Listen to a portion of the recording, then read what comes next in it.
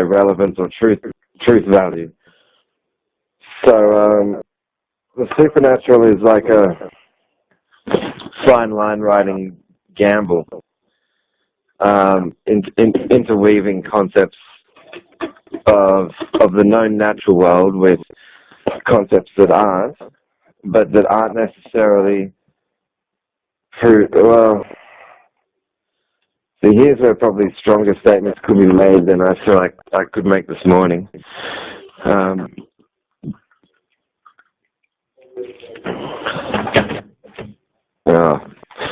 And I've poured a cup of tea with no hot water. Hang on.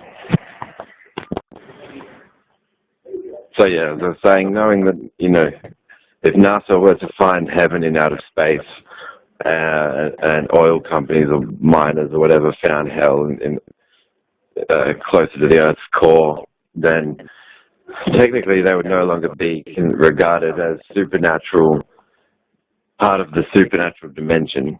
They would be locations. So, and then we would also know that, in fact, how would we know that they were in fact the places we found?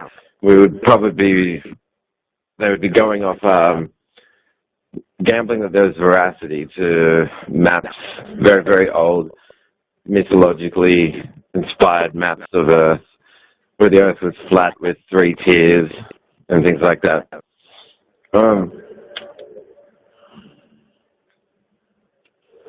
So maybe one adequate definition is that the supernatural concept samples out of natural phenomena, known natural phenomena for the time period in history, but expands its definition out beyond what's been accounted for within the natural world, so far as to say that the phenomenon defined and described is a phenomenon that's its phenomenology extends beyond the natural world.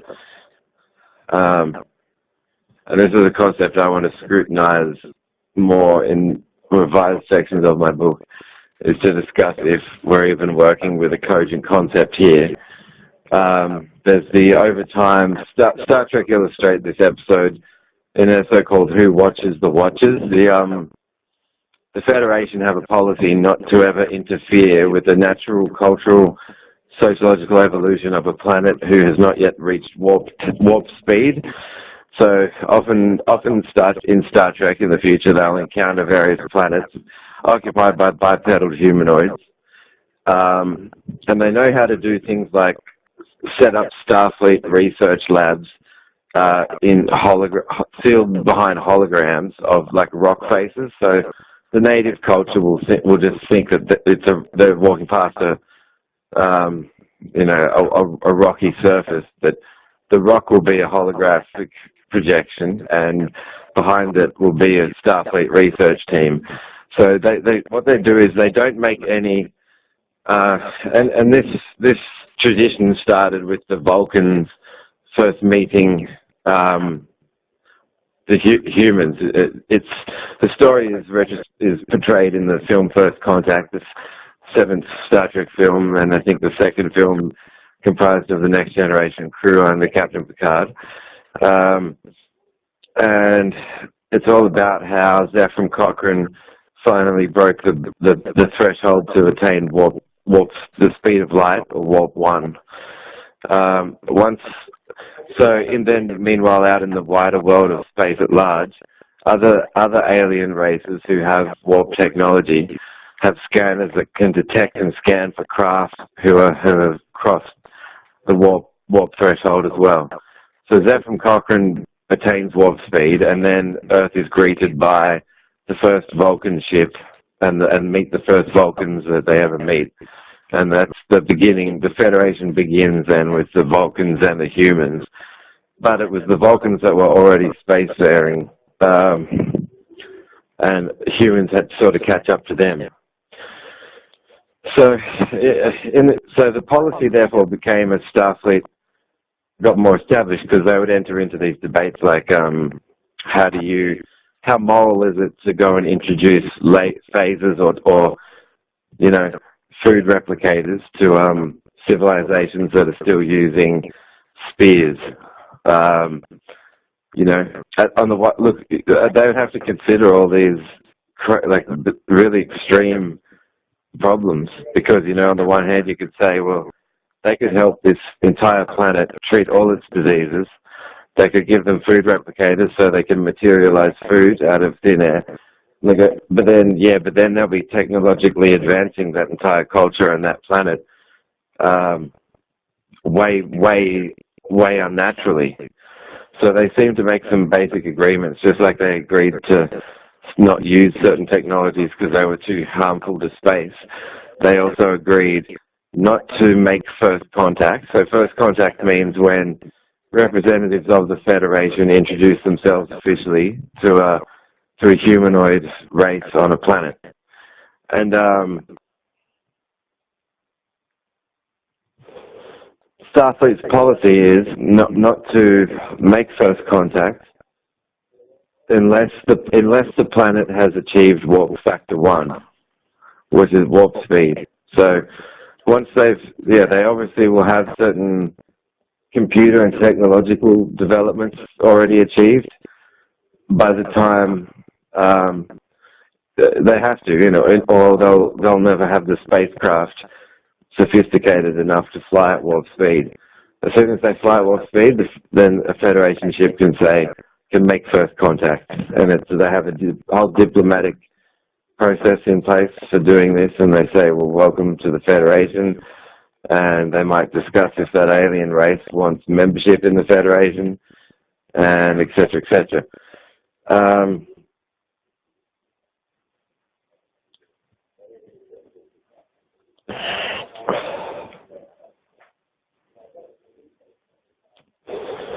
So they talked about that in Star Trek, where if a species, a civilization that is too pre-warped, was to just be greeted by someone from the Federation going, "Oh, here's a food replicator. If you just say steak and salad into this computer, and it will beam you a steak and salad out of, you know, thin air, out of energy." The technology would look like if they were a pre-warp civilization who are also religious, it would look like these members of the Federation and Starfleet were like their gods, like whatever lords or gods or deities were in the mythology of that culture. Then essentially the Starfleet officers would be confused with that civilization's deities and gods. So obviously once, and then throughout history, you know, it was a supernatural feat that Earth was placed by God at the center of the universe, if not just the solar system. That was a supernatural feat until Galileo, until the works of Galileo, and then, you know, the Church apologized in 1992. I think they might apologize for knighting Cliff Richard in, you know, 2022.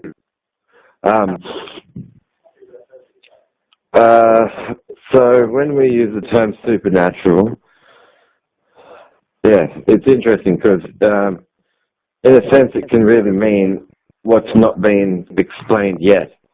And that's where the Enlightenment significance, stressing the importance of suspension of judgment, was written a lot about, talks a lot about it. Thomas Huxley's epistemological writings on agnosticism and its definition were very crucial around that time as well. It meant that you could say things like, well, the explanation you've given me for phenomenon A, B, C are not good enough. So due to the inadequacy, because the debate's always like, what better, more often than not, it's like, what better explanation could there be for this than this? And so you might not be able to come up with a better. And so the big puzzle for a long time obviously, were, even though ancient Greeks had dabbled in notions of evolution and that we were once other species of animals, Greeks had toyed with this concept of evolution a long time before Darwin, but they had no means to do any empirical experiments. It was just meditations on observation.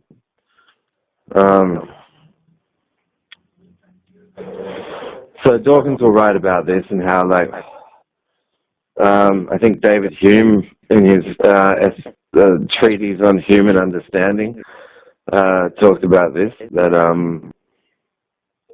it's okay to say, well, the explanations I've been given aren't good enough, so let's wait until we find out more information, suspend our judgment till then.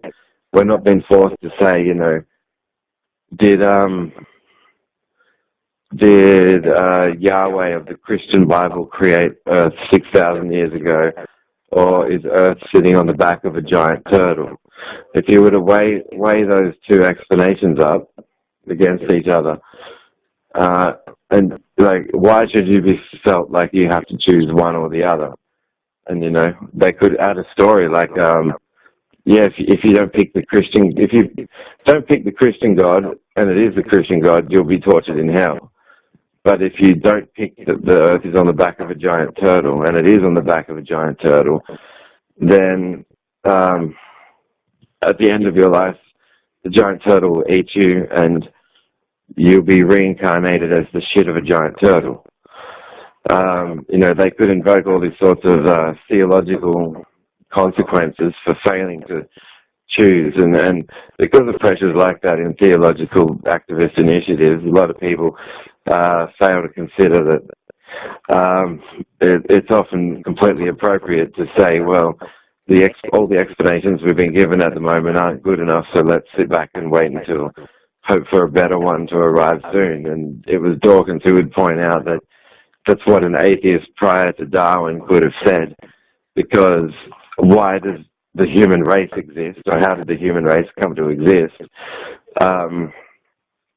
was a pressing question in philosophy, and it's one of the big ones. Now that evolution's confirmed all the way down to DNA code resembling between humans and trees.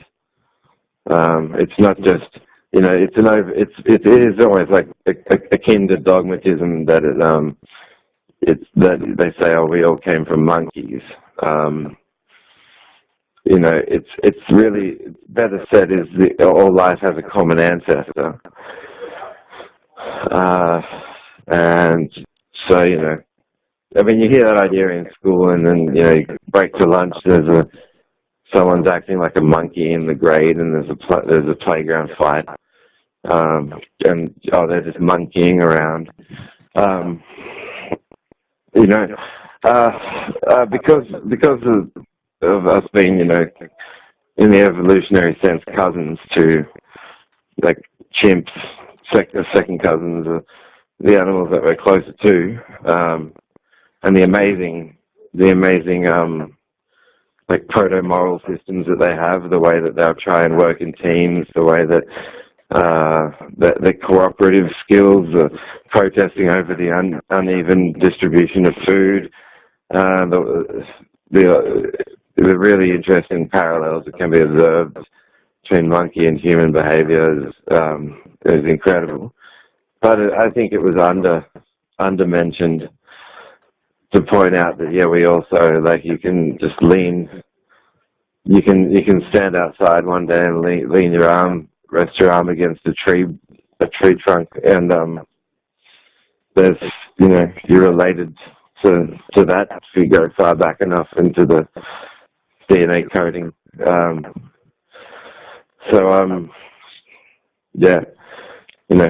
Genesis in the Bible is superseded easily by the Aboriginals' Dreamtime ideas in their metaphysics about owing our life to the land and this symbiotic existence spiritual symbiotic existence between the human and the land.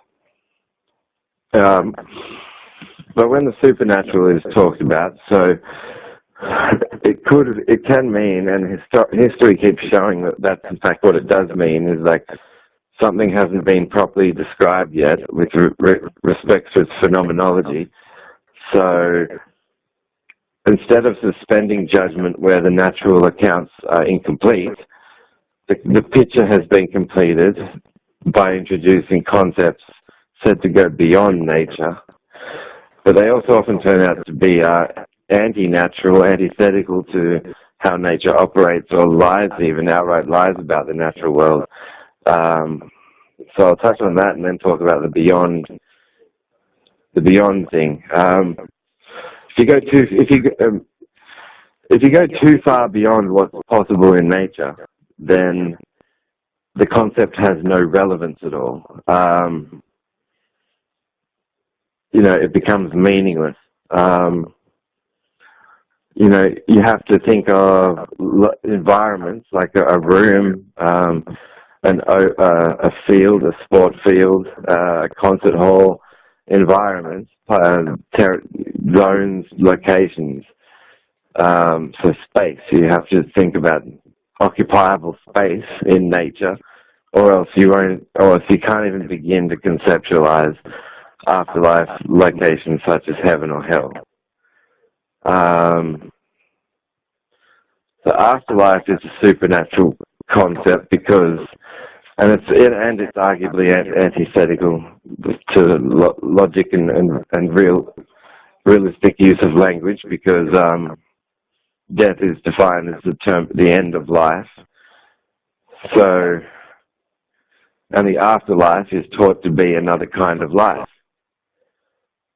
So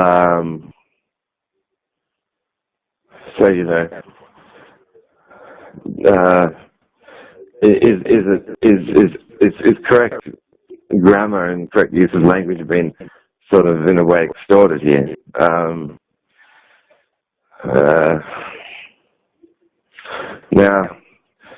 So nowadays, when you just look at our census forms, or if you have to fill out you look at your birth certificate and what types of information are deemed so vital to your being that they are mentioned on your birth certificate, your properties.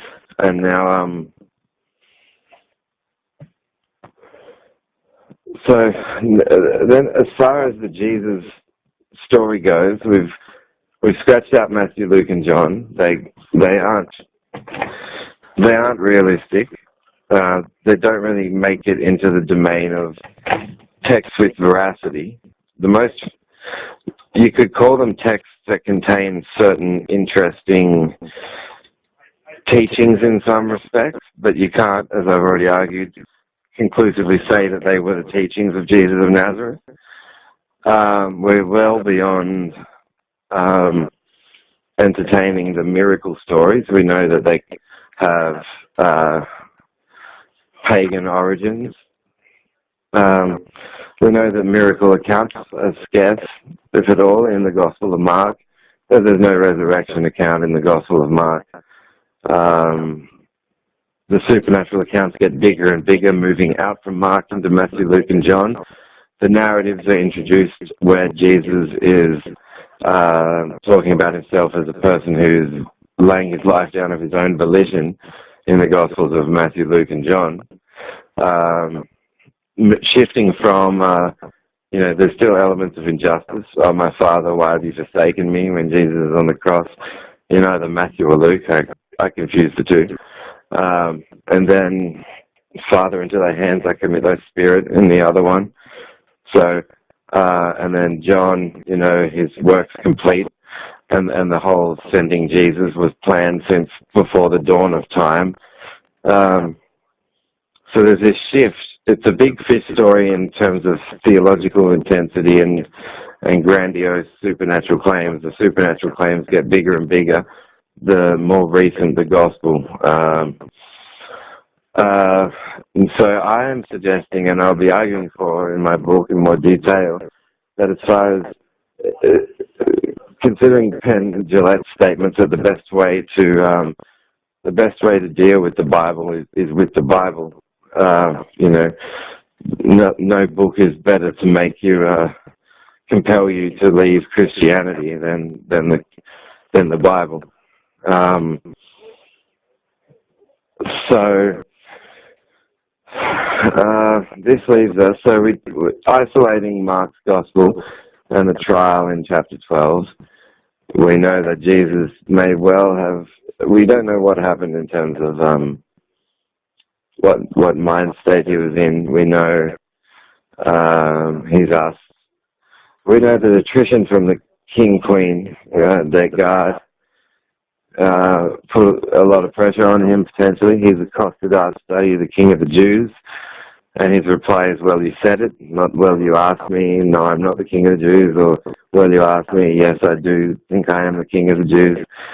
We know by today's standards, even if he said he was the king of the Jews, there's no reason to put a person to death anyway. But back then, there obviously was. Now, the argument here is I don't share in the agenda of the man who wrote the new.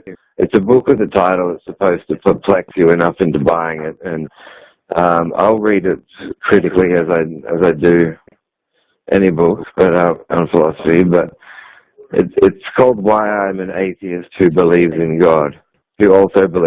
Why I'm an atheist who also believes in God. And so I'm interested in seeing what his atheology is like and what how he tackles theological claims.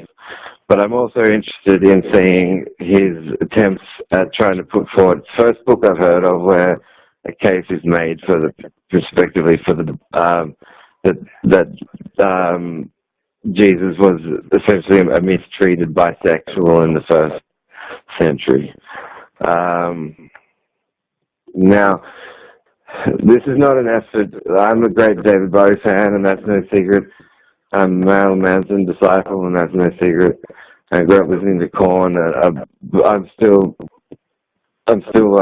watching Black Star every week and grieving for the loss of Bowie. And the bisexual rights movement is only really, it's a modern movement. It hasn't had many generations to it. Celebrities now are speaking about how many of them feel it's a movement that's copying a lot of unfair treatment, the nature of which is trying to be ascertained. If we can understand the phenomenology of why that is, why the web makes note of statistical, health declines to be prevalent amongst the bisexual rights movement community, and so what I'm trying to say is this is not. I was trying to talk about this recently, and I was not trying to push an agenda where I'm trying to say, now I'm an atheist and I'm going to convince you that win Jesus over to the bisexual rights movement. It's certainly not the point. I'm trying to say, as far as the more naturalistic traits and qualities, definitive qualities you have about a human, wherever possible, the more complete and the more realistic, therefore, would be your account of that person. Now,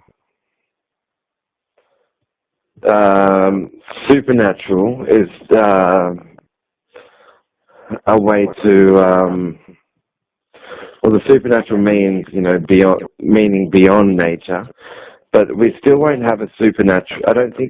I'm trying to challenge myself to think of an exception, but are you able to think of anything supernatural that isn't comprised or reducible to concepts of nature? As I was just saying a moment ago, heaven, you have to know what it's like to have a bedroom that you go to sleep in at night and wake up in the morning. You have to know of locations.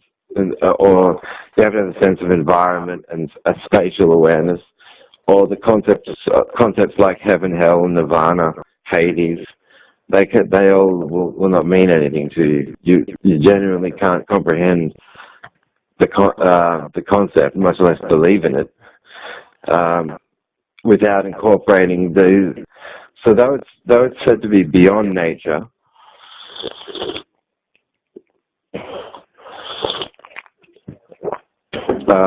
it's said to be beyond nature, but it's really borrowing from nature, but not justifying itself in nature. And so we have traits of, like, miracle worker is a trait of Jesus Christ in the Gospels that is a supernatural trait, because he's performed miraculous feats that aren't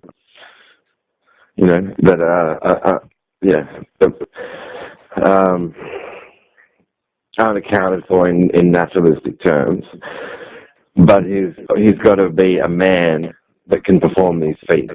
So man is a natural phenomenon. So, any supernatural anything has always got to borrow from plausible concepts in nature, in the natural world. So that's why they've, even in the days that these texts were written, I don't think any scribe would have expected themselves to be taken seriously if they had said that Jesus was like a talking tomato sent by God. So he could perform miracles, but he was a talking tomato.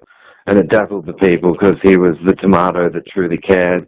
He was a tomato that could speak. No one who was involved in produce or grew their own food they were amazed that he was a teacher at the age of 12. It's got to, these supernatural concepts have to take plausible concepts of known plausible concepts in nature and then build on them in a way that's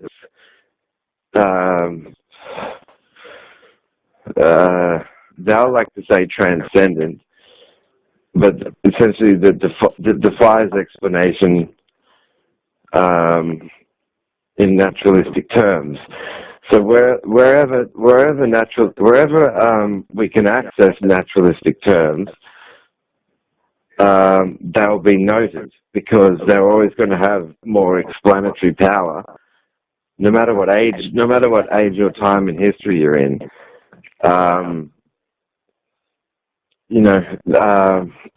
No matter how developed or underdeveloped progressive scientific knowledge is for that time in history, no matter what the time period is, I think all these writers were aware of this fact that you need to be drawing on natural concepts, or you won't achieve relevance in your work.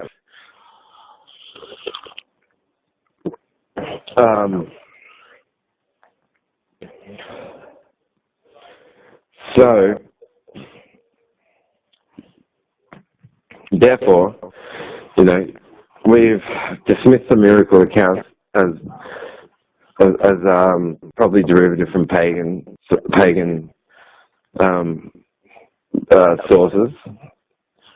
Dionysus, the god of wine, rose from the dead, and 3 days after a crucifixion, turned water into wine. 1,500 years before BC, -4 BCE or 0 BC, when Jesus of Nazareth was born. We know that healing the sick, raising the dead, walking on water, turning water into wine, feeding whole crowds with small amounts of food.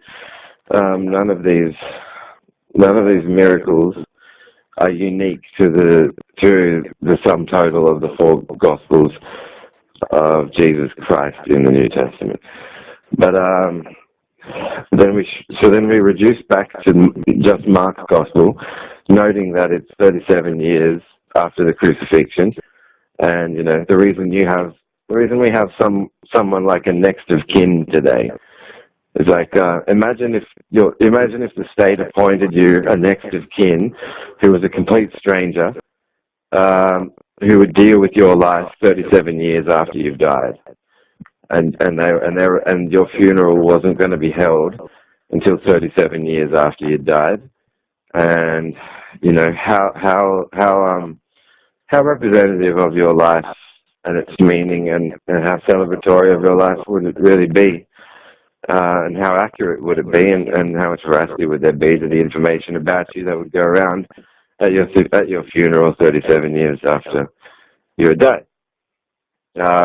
All these are important distinctions, and yet that's what we're saying about Mark's gospel. If we're going to say that it's that they're its weaknesses, but it's the one that has, if any of them have any veracity to them, it's Mark's that does. The other three get worse and worse for reasons you can work out from comparative studies between Mark, Matthew, Luke, and John.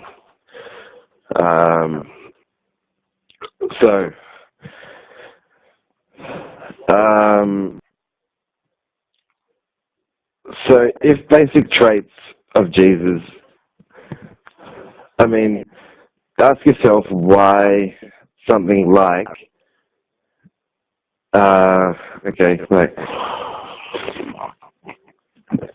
we don't know from Mark's gospel what his favorite, why he liked his hair long. We don't know about his preferences and hobbies and things like that, for instance. We know certain things about his interests.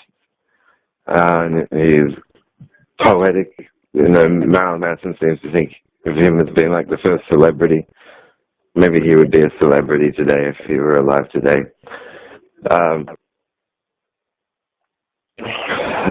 Now,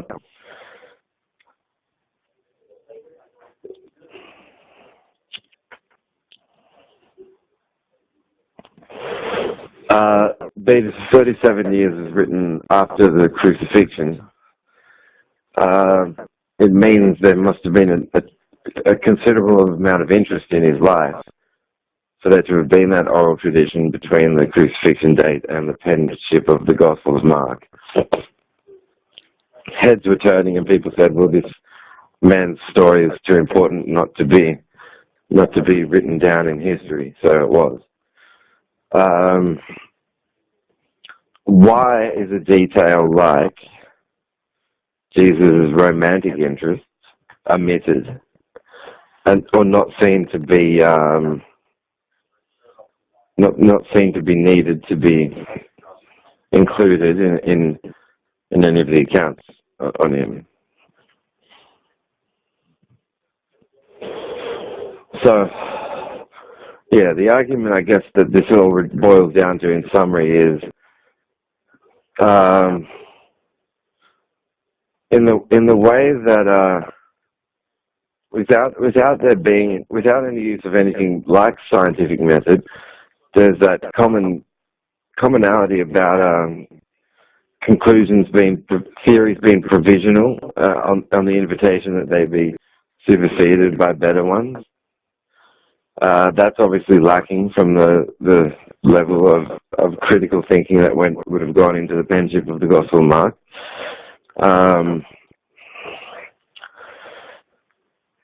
But as far as details that you would see on that you have on your birth certificate, that I have on my birth certificate,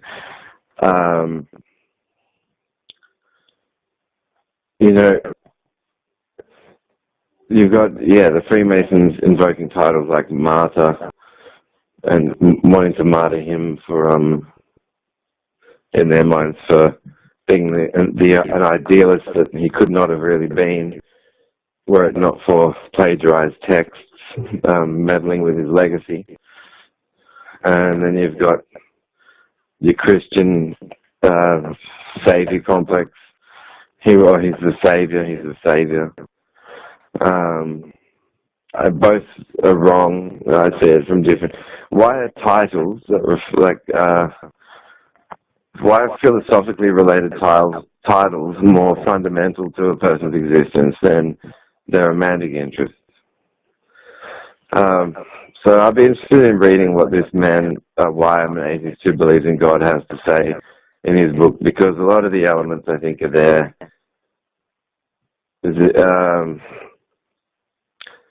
And you know, David Bowie started the bisexualized movement in the 60s, but does that mean, you know, bisexuals didn't exist until the 60s?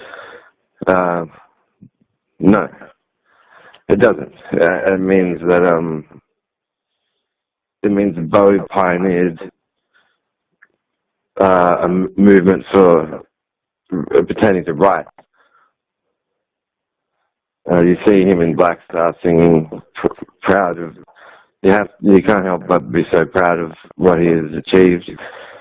I know of no rock star to have invented and reinvented himself as many times over as Bowie, a true chameleon. I recently acquired the Man Who Fell to Earth because I want to watch that again. But so what I'm trying to say is, you know, and I know that there have been omitted gospels, like the Gospel of Judas, Peter, Thomas, Mary Magdalene. Some seem to think Mary Magdalene was discredited in the manuscripts, and she wasn't a prostitute, but she was Jesus' wife. Now, you know, so it's just interesting. I mean, you've got largely religiously motivated people working in healthcare, in various fields of healthcare. You've got whole hospitals named after why you and I should show respect for Jesus laying his life down. You know, when state forces are executing somebody, and it's not even someone who confessed to being the king of the Jews, he may not have comprehended what he was even being accused of. They didn't exactly give him a fair trial.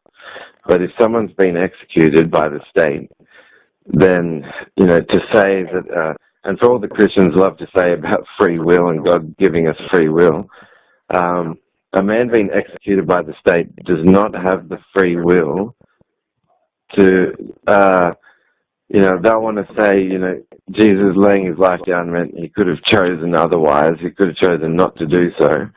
But he had been tracked down and hunted down by the political system. The political system was putting him to death. That is not the volition. It really creates a confusing, jumbled up sense of, you know, justified and excused entrapment, and irrational and unfair entrapment. Because you know,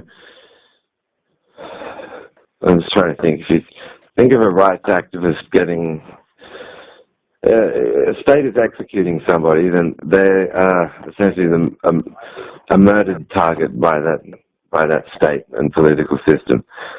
They are not trying to go and work in a cause that's an ennobled cause, and then killed in the line of duty.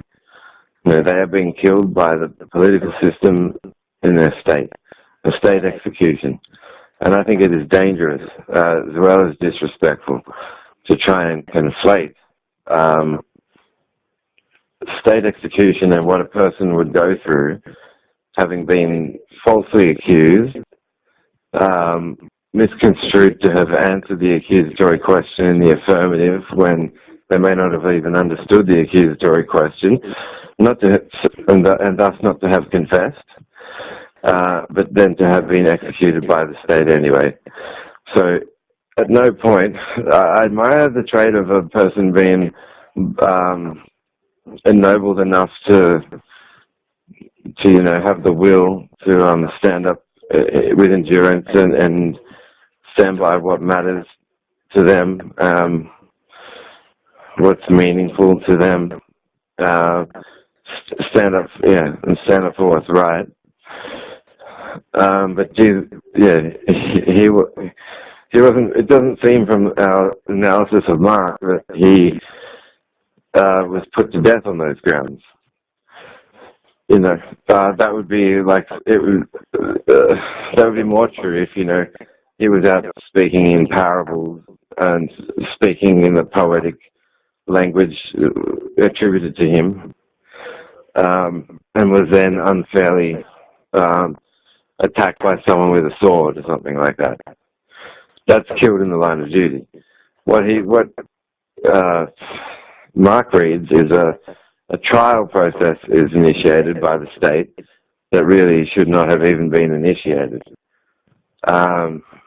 So he's not.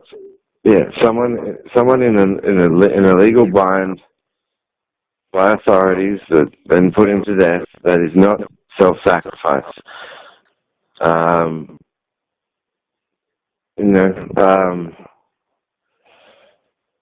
That's not him giving a gift or giving his life as a gift for you or for me.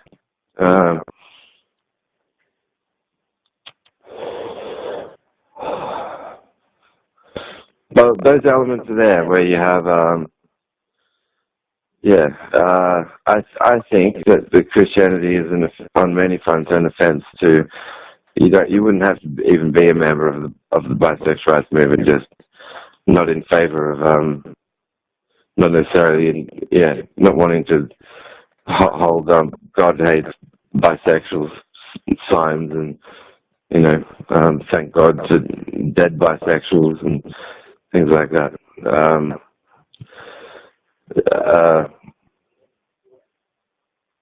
The queen is to King Herod her gender is never mentioned in any of the biblical texts in the New Testament. And King Herod is said to have had 4, so he most likely had one during the time Jesus became a person of interest. Someone who it's almost like the story of a celebrity out of time. The rights weren't in place. Just the name for the sexual health definition bisexual did not exist then. Male to male affection was punishable by death by stoning. If you can imagine what that might have been like, that might have meant that unless you were abrasive and macho rough around other males, then you might be misconstrued as having made a flirtatious gesture. There probably was a lot more of that. There probably was, you might think just being nice and well-mannered verbally around other men at that time in history might have resulted in regular. There might have been mutual concerns that either one of you would get stoned, so you'd have to talk as if you were prepared to fight or bash up any other man that you knew because of the rules against homosexuality at that time. So the term bisexual not even existing. It's that's a true fact of that point in time in history. My idea for a chapter in my book isn't going to be I doubt it will be what this man has tried to do in this book, Why I'm an Atheist Who Believes in God, where he does argue Jesus was a bisexual. I think my points would be that I think are more valid, is that it's more naturalistic and therefore more realistic to draw attention to the prospect that he was a persecuted and mistreated bisexual in the first century than it is to say that it's appropriate to call him a martyr or a savior, or to value his life by assuming a veracity to certain texts that we know run contrary to now known natural laws, that we know have more than enough adequate origins in pagan writings. So I don't want this chapter to actually come across as when Luke was in school, he was trying to get friends to believe in Jesus. Now he's trying to get believers to accept. He's trying to win Jesus over into the bisexual rights movement. I'm just drawing attention to some interesting dynamics and phenomenology here, where there's this statistically recognized health vulnerability, you might say, or health likelihood for health declines within the movement. There's often a lot of religiosity in healthcare officials of various kinds. The rights movement, the movement is ambiguous. I find this LGBT community definition weird. Just the question, if a bisexual dates a heterosexual, then what has happened? Has the rights charter now been morphed into, something it shouldn't be? Is that relationship taboo? I've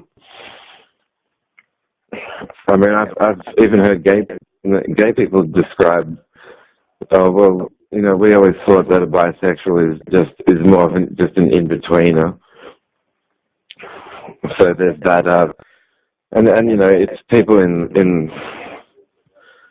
the gay community that discriminatory sensitivity to lines of discrimination are all too familiar, in conversationally speaking.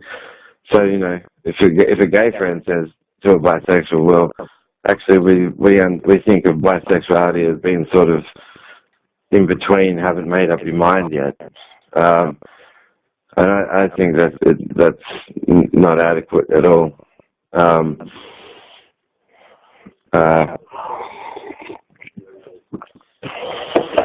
But so just like I'm saying, it's more rational to say that Jesus was a human than that he was a human who performed miracles, that the stories of which already exist in pagan myth. Or just as I'm saying, it's more natural to suppose that as with the oldest and most better quality versions of the Gospel of Mark, that Jesus never rose from the dead bodily.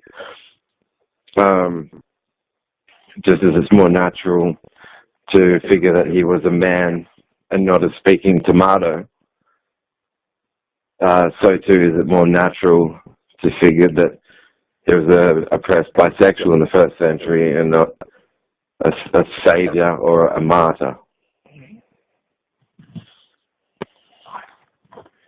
And that's 47 minutes.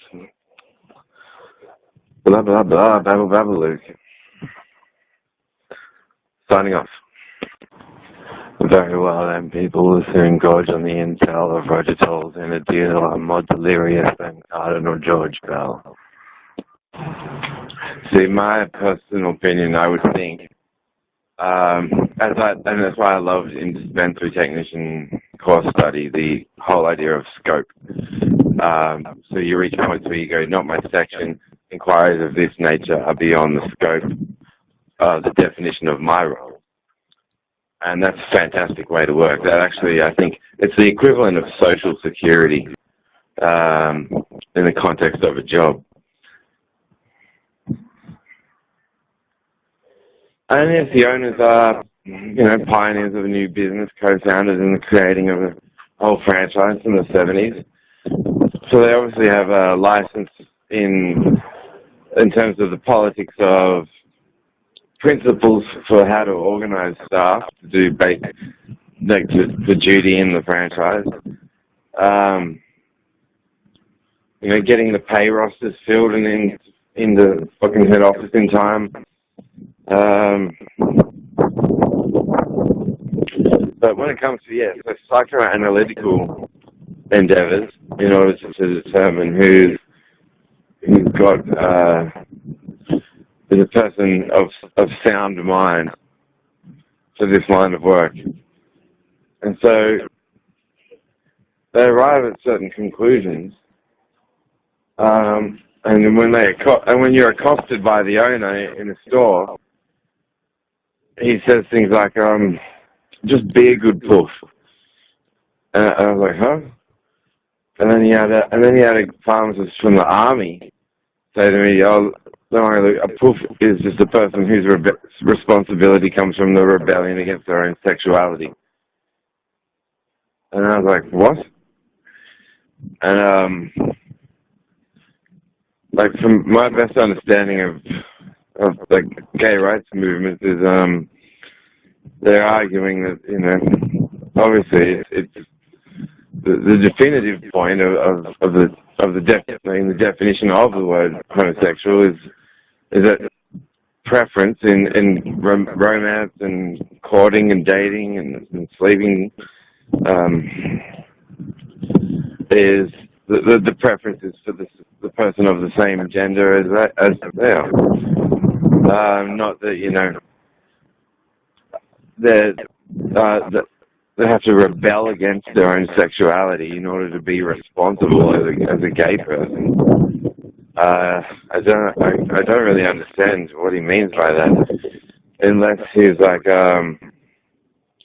looking to call me like suggest that I have a split personality somewhere down the line. In which case he definitely used violating the Sex Discrimination Act as a pretense for you know what I learned for sure. He was definitely wanting to initialize from a distance and represent me as a cause for concern. I want my entertainment to make me seem like a cause for concern, but that's in I wouldn't say I could steal the press's thunder, because my way of reporting things is I like to look into topics that news stations don't cover.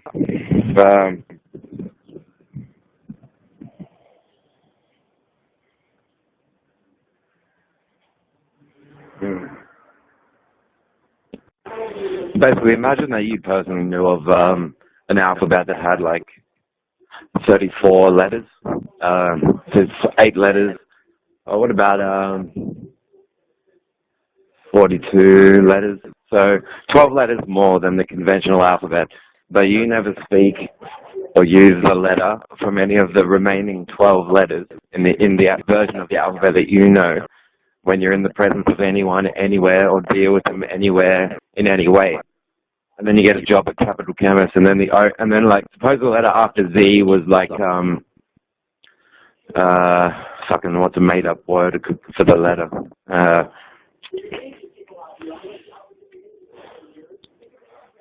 Ski. Say it was ski, like SKI is how you would pronounce the letter after Z. So it goes WXYZ ski. And then so you get a job and this owner from this chemist chain approaches you going, ski, ski, ski.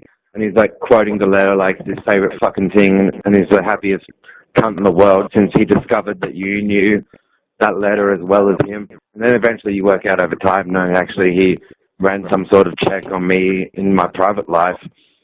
Another example would be if you held up like the 4 and 2 of clubs out of a deck of cards and just stared at them one afternoon, and then you got a job with Capital Chemist, and then the owner of Capital Chemist would accost you saying, "Oh, 4 and 2 of clubs, dude, 4 and 2 of clubs," and that's how he'd talk to you, and then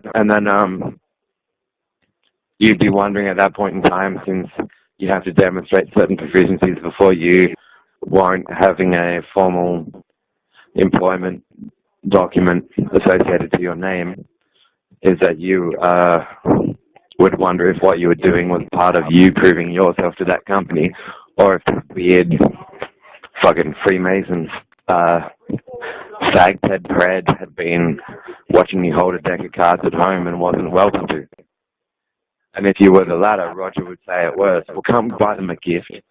And that's even the worst. As I was saying, is like he won't comprehend that if he's truly offended someone, and the offense is that legit, that he should fuck the fuck off and fully understand why at least that that member of the community will at least be speaking negatively, although justly, of his pharmacy franchise, probably for the rest of their life. Instead, he'll go, "Can't we buy them a gift?" That's why I think they use the Eden Monero cancer support pins to buy cocaine.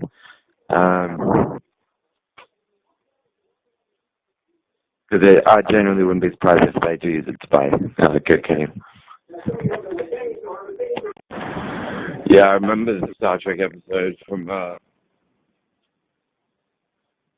I think it was, I knew they had guest appearances from known actors in some of the well-established 7th season, like your next Star Trek Next Generation, Deep Space Nine, and Voyager.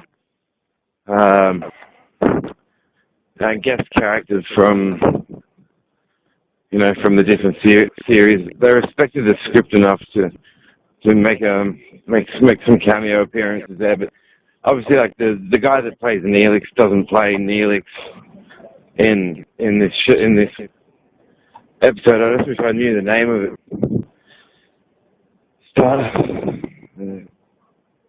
Might have been Star Trek Double Cross or something, but it was about negotiations between the Federation and when is it set in the Star Trek timeline? Like the 25th century or something.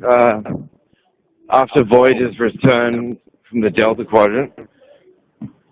And it's about the confusion, like between the Federation and this other particular planet they find, Alpha near Alpha Centauri. Oh no, it might have been Gamma Quadrant, a Gamma Quadrant planet, because following the end of Deep Space Nine, the Federation started to build better relationships with alien species who lived on the other side of the Bajoran wormhole in the Gamma Quadrant. So there's a lot more space travel now back and forth through there, which normally it would take them decades to traverse that amount of space were it not for the wormhole to the Gamma Quadrant from